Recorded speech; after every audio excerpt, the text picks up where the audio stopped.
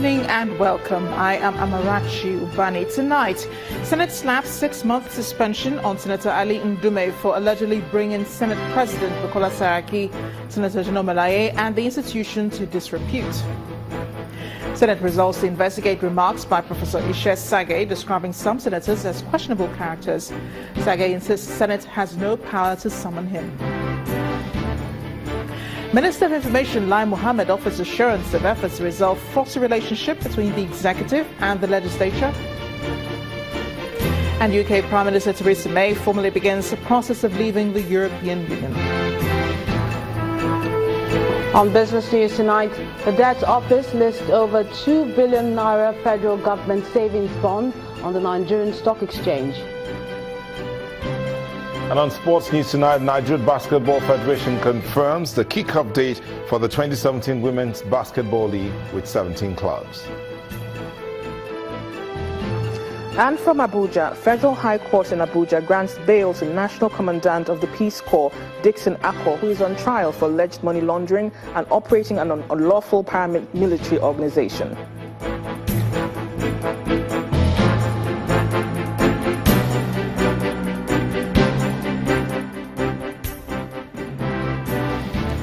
We begin tonight in the nation's capital, where new episodes in the face-off between the upper legislative chamber and the executive continue to unfold.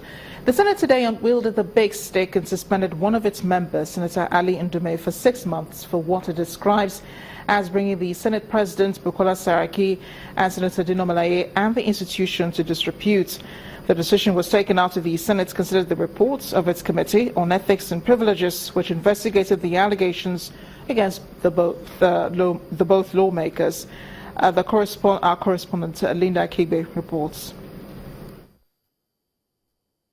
This is the office in the National Assembly belonging to the former Senate leader Ali Ndume.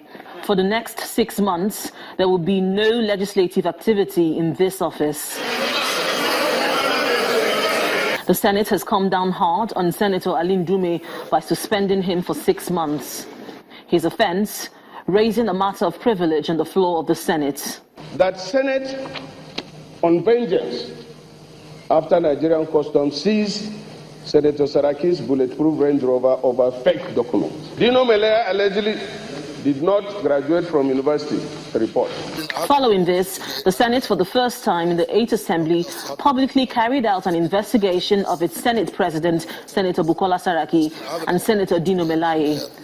The committee concluded its investigation and presented its findings. Senator Dr. Bukola Saraki was not mentioned anywhere in the bill of lading or any document whatsoever connected with the importation or purchase of the SUV Range Rover vehicle. That Senator Ndume obtained a first degree in geography from Ahmadu University, Zaria. And that 7, that having failed to cross-check facts before presented at the plenary, he could not be said to have to be a patriotic representative of the Senate and should be penalized to serve as a deterrent to others. The report did not end there. There are hard-hitting recommendations. That the Senate do suspect Senator Mohammed Ali Ndume from bringing Senator Ndume and his colleague and institution of the Senate to unbearable disrespect at this time of our national life, when caution, patriotism, careful consideration, and due diligence should be our watchwords. But some lawmakers call for caution. But I am always, in principle, against suspension. So my suggestion is to ask Ali Ndume or Senator Ali Ndume to come publicly at the plenary and apologize to the Senate, to the Senate President, and to Senator Ndume. What I was saying, Mr. Chairman, if now this man can show any remorse, we can simply either step down the punishment, reduce it, or we won't be even consider it. Regardless, the pathway for the suspension of Senator Ndume was already set, and there was no going back. However, a less severe penalty was suggested and adopted by the lawmakers. Distinguished colleagues, those in support of recommendation 3, that the suspension be for a period of 6 months, say aye. Those against saying the ayes have it. The cat fight between Senator Ali Ndume and his colleagues did not begin today.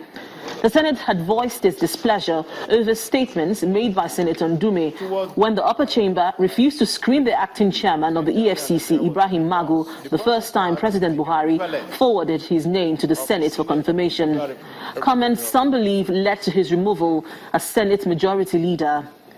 Ever since, Senator Ndume has been on a collision course with the upper chamber. The suspension of Senator Ali Ndume also has implications for the people of Borno South, who for the next 6 months would not have representation in the Senate. Linda Akibe, Channels Television News.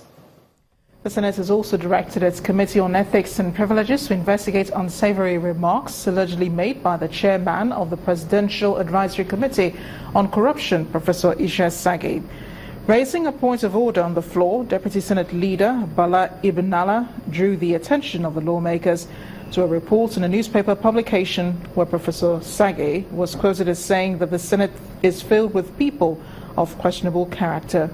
Senator Ibn Allah maintains that senators do not have questionable characters and asked that the upper chamber summon Professor Sagay to name those he is referring to. The Senate consequently asked its Committee on Ethics and Privileges to investigate the matter. Page 8 of the paper, titled Sagay, others kick as Senate puts up rec confirmation over Magu. The specific provision I'm complaining of, Mr. Chairman and my distinguished colleagues, in a telephone interview, that the Senate was filled with people of questionable character who put their personal interests ahead of that of the nation. If somebody in the standing of Professor Sagay will make this comment, it means this Senate is under obligation to invite distinguished senators, Sagay, to come and name the questionable people that fill this Senate. It's very important at this stage of our political development. It's very, very important.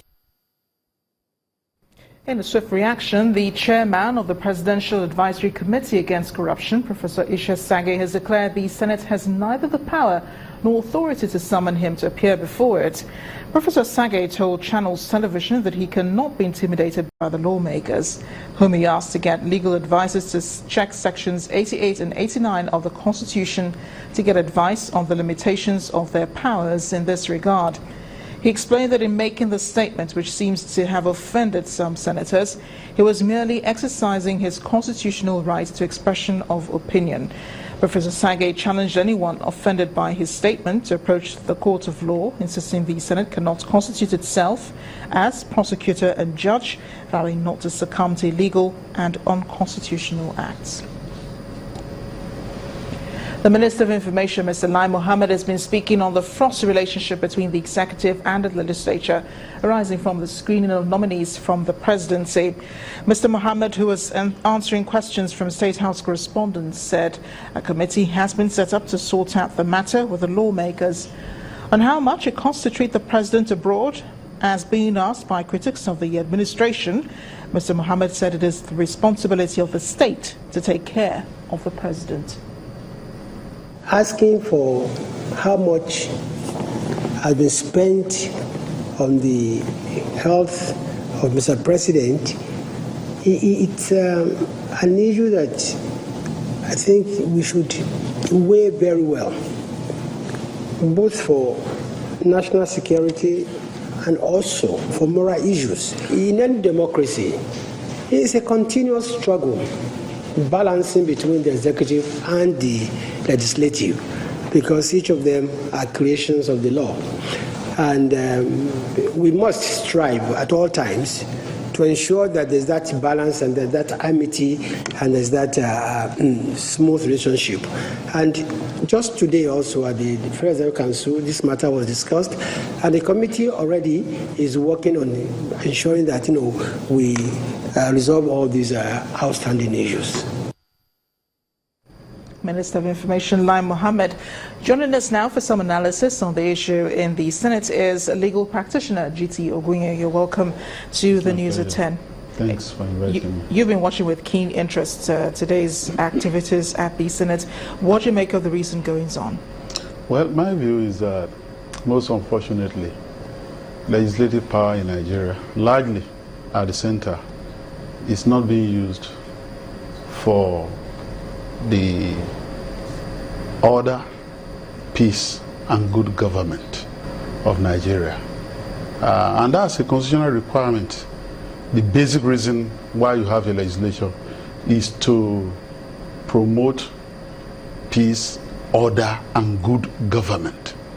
And when the legislative arm is used largely to blackmail the system, game it, extort concessions, when they are selfish and personal, when they have to do with perquisites of office, either through budgeting process, when the entire country is held to ransom, or when we've been told now that we're not going to vet or consider your nominees because we're angry with you, as if the legislature has a veto power over the executive. It's sad, and I just hope that, you know, for many of us who have been around for some time, particularly during the military era, who fought so hard, and some of us died in the process.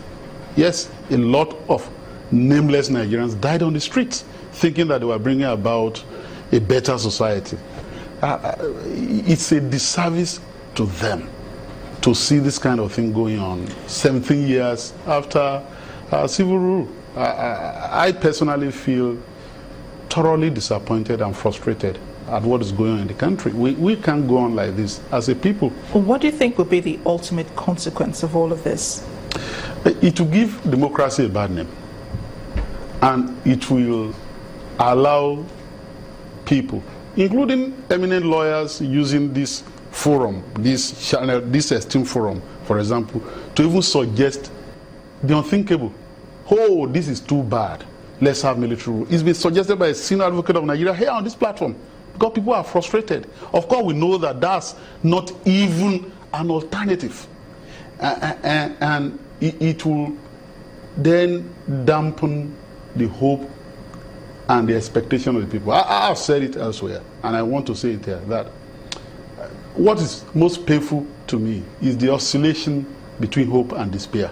You sleep with hope, and then you wake up with despair. Just as you are thinking that Nigeria is getting out of the woods, then you just realize that we're not going to get out anyway. So that rankles, that aches the heart, that makes nonsense of all that we've done in the past to ensure that we deepen democracy in this country. And I feel personally frustrated. Well, I understand your frustration. I totally understand where you're coming from.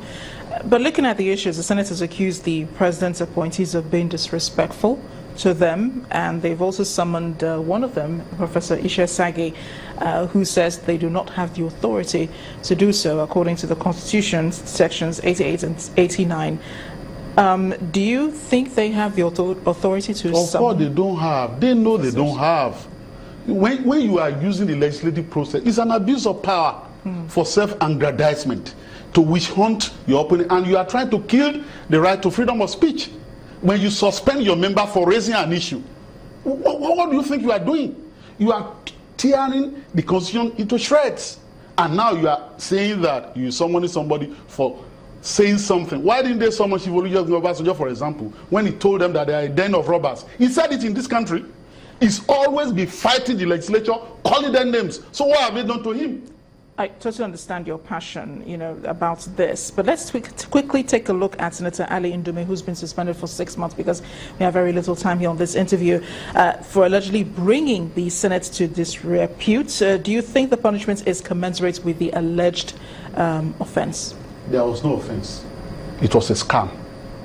Unfortunately, because people don't learn from history, Senator Melai, as a representative under Bankole, was booted out of that place, and he went to court and won. They don't learn. They don't even want to follow precedents. They just think that what we do is a game. It is not right, and they are giving democracy a bad name in order to destroy it. Nigerians ought not to allow them. I feel passionate about it, and Nigerians are very angry. They are. Thank you very much, GT Ogunye, for joining us on the News at 10. It's my pleasure. We're speaking to Juti Ogunye, a legal practitioner, on the recent goings-on in the Senate. In part two, after the break, President Buhari sends names of 2 ministerial nominees representing Kogi and Gombe states to the Senate for confirmation. To stay with us.